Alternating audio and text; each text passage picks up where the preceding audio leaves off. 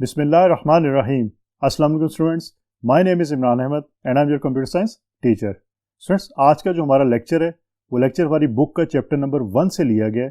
और स्टूडेंट्स, आज के लेक्चर के अंदर हम फॉर्मली ये देखेंगे कि एल्गोरिदम्स होते क्या हैं और हमारे जो स्टेप फॉर्म एल्गोरिदम्स हैं उनको हम कैसे डिज़ाइन करते हैं और कैसे लिखते हैं। तो आइए फिर आज का लेक्चर फॉर्मली स्टार्ट करते हैं। तो स्टूडेंट्स, जिस तरह मैंने आपको ये बताया, ये हमारा चैप्टर नंबर 1 है क्लास 10 का, जिसका नाम है प्रॉब्लम सॉल्विंग। और हमने प्रॉब्लम सॉल्विंग के टॉपिक्स को स्टार्ट किया था। आज हम देखेंगे स्पेसिफिकली कि एल्गोरिदम्स होते क्या है और उनकी डिटेल हम देखेंगे। हमने कुछ प्रॉब्लम सॉल्विंग के जो स्टेप किए थे प्रीवियस लेक्चर्स के अंदर, वहाँ पे हमने इसकी बात भी की थी कि एल्गोरिदम किस तरह डिज़ाइन किए जाते हैं। आज फॉर्मली इसको देखेंगे और इसके अंदर एक और चीज़ देखेंगे कि अगर आपने एल्गोरिदम को रिफाइन करना हो, मीन उसमें कुछ चेंज लानी हो, तो वो आप कैसे ला सकते हैं। So let's see. सबसे पहले हम इसकी फॉर्मली डेफिनेशन देखते हैं। इसकी डेफिनेशन है क्या? N algorithm is a finite set of steps which if followed accomplish a particular task. इसमें कुछ कीवर्ड्स आपको नजर आ रहे होंगे students. First one is finite set of steps. के सेट ऑफ स्टेप्स तो हैं, हमने जो प्रीवियस इसकी डेफिनेशन देखी हैं उसके अंदर हमने डिटेल से देखा था कि एल्गोरिदम के अंदर आपके स्टेप्स के अंदर आप जो है वो अपना प्रॉब्लम जो है उसका सोल्यूशन निकालते हैं और वो आपका फाइनाइट स्टेप होना चाहिए। ये बात याद रखिएगा। अब फाइनाइट का वर्ड आपने सेट ऑफ स्टेप्स के साथ ऐड करना है, क्योंकि आपका एल्गोरिदम जो है वो अगर स्टार्ट होगा तो डेफिनेटली उसको स्टॉप भी होना है। ऐसा नहीं कि आपका एल्गोरिदम जो है वो स्टॉप ही नहीं हो रहा। अगर स्टॉप नहीं हो रहा इट मीन्स कि वो इनफाइनाइट स्टेप्स होंगे, तो इनफाइनाइट स्टेप्स जो है वो बेसिकली सोल्यूशंस नहीं होते। तो याद रखिएगा एल्गोरिदम को finite set of steps which if followed accomplish a particular task. और अगर उसको फॉलो किया जाएगा, उन स्टेप्स को फॉलो किया जाएगा, तो आप एक स्पेसिफिक जो काम है वो आप जो है अकम्प्लिश कर सकते हैं। तो एल्गोरिदम की सिंपल डेफिनेशन है फाइनाइट सेट ऑफ स्टेप्स। तो ये बात याद रखिएगा, किसी भी प्रॉब्लम का अगर आप सोल्यूशन निकालना चाहते हैं तो आपको फाइनाइट सेट ऑफ स्टेप्स जो है उसके लिखने पड़ते हैं, और लिखने के बाद आप जो भी स्पेसिफिक प्रॉब्लम है उसका सोल्यूशन निकाल सकते हैं। The simplest form of algorithm is step form algorithm like a to do list. जो सिंपलेस्ट फॉर्म एल्गोरिदम की उसको हम स्टेप फॉर्म एल्गोरिदम का नाम देते हैं। ये स्पेसिफिक एक नाम है, स्टेप फॉर्म एल्गोरिदम। ये इसी तरह जिस तरह आप एक घर के अंदर अगर आपने कोई काम करने हैं तो आप उनकी एक लिस्ट बना लेते हैं कि ये काम मैंने आज करने हैं, तो वो टू डू लिस्ट होती है। तो आपके स्टेप फॉर्म एल्गोरिदम भी इसी तरह होते हैं जिस तरह टू डू लिस्ट होती है कि आप स्टेप्स लिख लेते हैं कि सबसे पहले मैंने क्या करना है, उसके बाद सेकेंड स्टेप में नेक्स्ट काम क्या करना है, फिर नेक्स्ट क्या करना है, एंड आपके जो एंड तक ये चलता रहता है और कहीं ना कहीं पे वो स्टॉप भी होता है। तो इसलिए याद रखिएगा आपकी स्टेप फॉर्म जो एल्गोरिदम है वो सिंपलेस्ट फॉर्म होती है एल्गोरिदम की। और ये just like to do list, कि आपने काम करने के लिए अगर कोई लिस्ट बनाई है तो उस लिस्ट की तरह आप जो है वो स्टेप फॉर्म एल्गोरिदम को भी लिख सकते हैं। अब स्टूडेंट्स देखते हैं कि स्ट्रेटजीज फॉर डेवलपिंग एल्गोरिदम, कि एल्गोरिदम को डेवलप करने के लिए हमारे पास कौन कौन सी स्ट्रेटजीज अवेलेबल है। It involves the following steps to carry out. उसमें कुछ स्टेप्स हैं, मैं आपको उसकी डिटेल बताता हूँ। याद रखिएगा, हमने जो प्रीवियस लेक्चर्स के अंदर एल्गोरिदम के बारे में इंफॉर्मेशन देखी थी, वो इंफॉर्मेशन हमने सिर्फ उसका ओवरव्यू लिया था कि एल्गोरिदम्स किस काम के लिए यूज़ होते हैं और प्रॉब्लम सॉल्विंग के अंदर हम उसको कैसे यूज़ करते हैं। आज हम उसको डिटेल के साथ देख रहे हैं कि इनफैक्ट स्ट्रेटजी कौन सी होगी अगर आपने किसी भी एल्गोरिदम को जो डेवलप करना है। तो आइए फिर उस स्ट्रेटजीज की बात करते हैं। Let's see. Step 1, investigation. जब भी आपने एल्गोरिदम डिज़ाइन करना है, सबसे पहला काम आपने इन्वेस्टिगेशन करनी है कि आपने जिस प्रॉब्लम का सोल्यूशन आप निकालना चाह रहे हैं वो प्रॉब्लम बेसिकली है क्या। उसमें आपने आइडेंटिफाई कुछ चीज़ें करनी है, और वो चीज़ें कौन सी आइडेंटिफाई करनी है आपने, नंबर 1 के ऊपर है आइडेंटिफाई द प्रोसेसेस, कि आपके सोल्यूशन के अंदर प्रोसेसेस कौन कौन से होंगे। फॉर एग्जाम्पल, अगर आपने एक सोल्यूशन निकालना है कि 2+3, तो 2+3 बेसिकली प्रोसेस है कि 2+3 करने के बाद ही आपके पास आंसर 5 आएगा। तो 2+3 इज 5। तो आपका जो 2+3 है मीन एडिशन का जो प्रोसेस है, इनफैक्ट वो आपका प्रोसेस है। तो आपने आइडेंटिफाई करना है कि आपका प्रोसेस कौन सा है, तो वो प्रोसेस फिर आप स्टेप के अंदर लिखेंगे। देन नंबर 2 के ऊपर आइडेंटिफाई द मेजर डिसीजंस। अगर आपके एल्गोरिदम के अंदर या आपकी प्रॉब्लम सॉल्विंग के अंदर या सोल्यूशन जो आप निकाल रहे हैं किसी प्रॉब्लम का, उसके अंदर डिसीजन भी है, तो वो डिसीजन आपने देखना है कि कौन कौन से डिसीजंस हैं। फॉर एग्जाम्पल, अगर आपके पास आपको ऐसे नंबर गिवन है कि आपने ये चेक करना है कि उन नंबर में से इवन नंबर कौन सा है और ऑड नंबर कौन सा है, तो आपने ये चेक करना है कि उसमें डिसीजन कितने होंगे। आपका एक डिसीजन होगा, 2 डिसीजन होंगे, 3 होंगे, या कितने डिसीजंस हो सकते हैं। तो ये भी आपने चेक करना होता है, और फिर आप इसको आप इन्वेस्टिगेशन का नाम देते हैं, क्योंकि आपने अपने स्टेप्स के अंदर प्रोसेसेस को भी आइडेंटिफाई करके लिखना होता है और उसके साथ साथ अगर कोई डिसीजंस है तो उनको भी आपने आइडेंटिफाई करके लिखना होता है। Number third, identify the repetitions. Students, हो सकता है कि आपने फॉर एग्जांपल मैं ये कहता हूँ कि पहले जो 10 नंबर्स है 1 2 3 4 5 6 7 8 9 10, इसमें से आपने ऑड एंड इवन नंबर जो है वो निकालने। तो इसका ये मतलब है कि आपका जो प्रोसेस है या आपका जो एल्गोरिथम है वो एक दफ़ा चलेगा और एक नंबर को बता देगा कि ये ऑड है या इवन है, देन वो दूसरे नंबर के लिए रन होगा दोबारा से, फिर तीसरे नंबर के लिए रन होगा एंड एक्सेट्रा एक्सेट्रा। तो दिस इज कॉल्ड रेपिटेशन। इसको हम लूप का नाम भी दे सकते हैं कि एक ही काम को बार बार करवाना। तो ये चीज़ भी आपने आइडेंटिफाई करनी होती है कि आपके एल्गोरिथम के अंदर जो है वो रेपिटेशंस हैं या नहीं है। अगर हैं तो आपने उनको भी मेंशन करना होता है। Number 4, identify the variables. और अगर आप कोई वेरिएबल्स जो है वो डिक्लेयर करना चाहते हैं, फॉर एग्जांपल अगर आप काउंटिंग कर रहे हैं, आपने नंबर्स को काउंट करना है, तो आप काउंट का एक वेरिएबल जो है वो यूज़ करते हैं। तो ये वेरिएबल्स भी आपने आइडेंटिफाई करने होते हैं। तो ये काम आपका इन्वेस्टिगेशन का जो आपकी फेज़ होती है उसके अंदर आप इसको परफॉर्म करते हैं।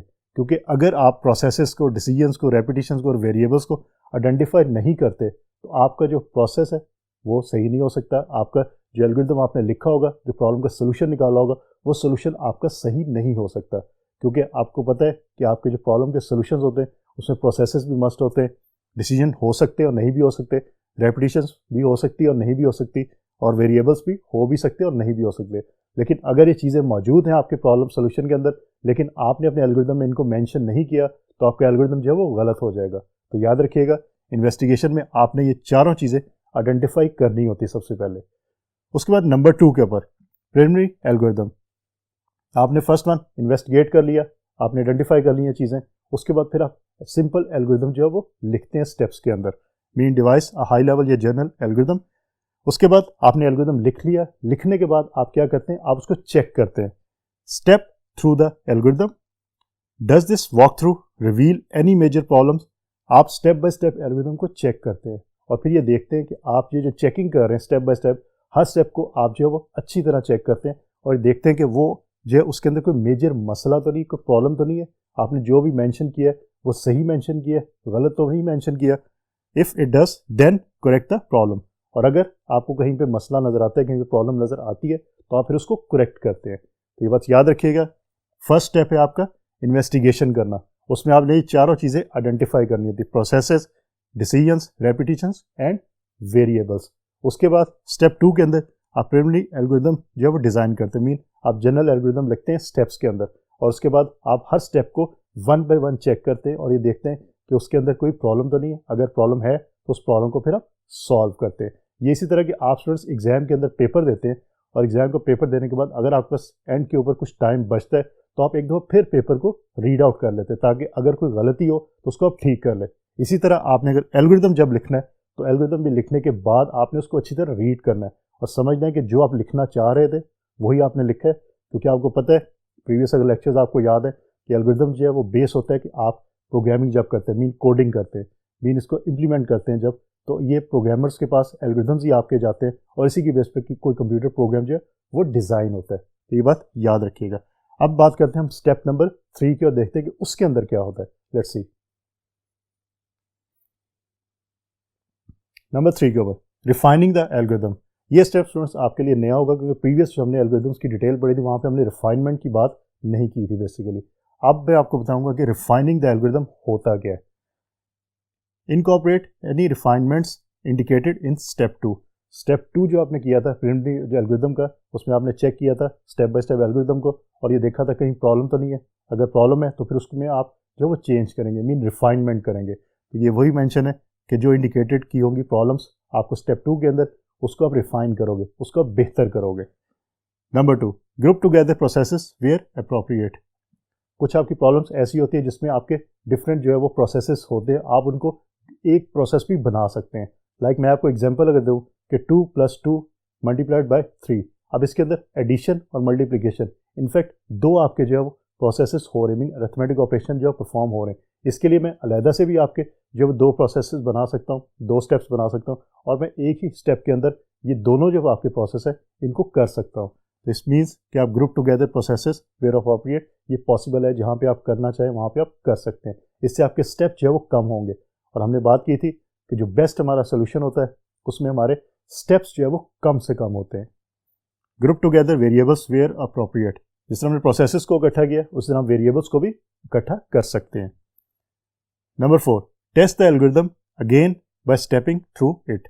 और स्टूडेंट्स, रिफाइनमेंट करने के बाद जब आपने उसमें बेहतरी ले आए एल्गोरिदम के अंदर, फिर आप दोबारा से उसको स्टेप बाय स्टेप जो चेक करेंगे, मीन उसको टेस्ट करेंगे और ये देखेंगे कोई मसला तो नहीं उसके अंदर। अगर मसला मौजूद है तो फिर अगेन आप रिफाइनमेंट जो करेंगे, मीन स्टेप 3 आपका फिर दोबारा से जो वो होगा, जब तक आपके प्रॉब्लम्स जो है वो सॉल्व नहीं हो जाते, आपके एल्गोरिदम के अंदर जो मसले हैं स्टेप्स के अंदर वो सॉल्व नहीं हो जाते, तब तक आप जो रिफाइनमेंट का जो स्टेप है इसको बार बार परफॉर्म करेंगे। तो ये बात याद रखिएगा। तो स्टूडेंट्स, स्ट्रेटजीज जो होती है एल्गोरिदम को डेवलप करने की, उसमें ये 3 स्टेप्स आपके इन्वॉल्व हैं, इन्वेस्टिगेशन का, प्रिलिमिनरी एल्गोरिदम का, और third one is refining the algorithm. तो इनको याद रखिएगा।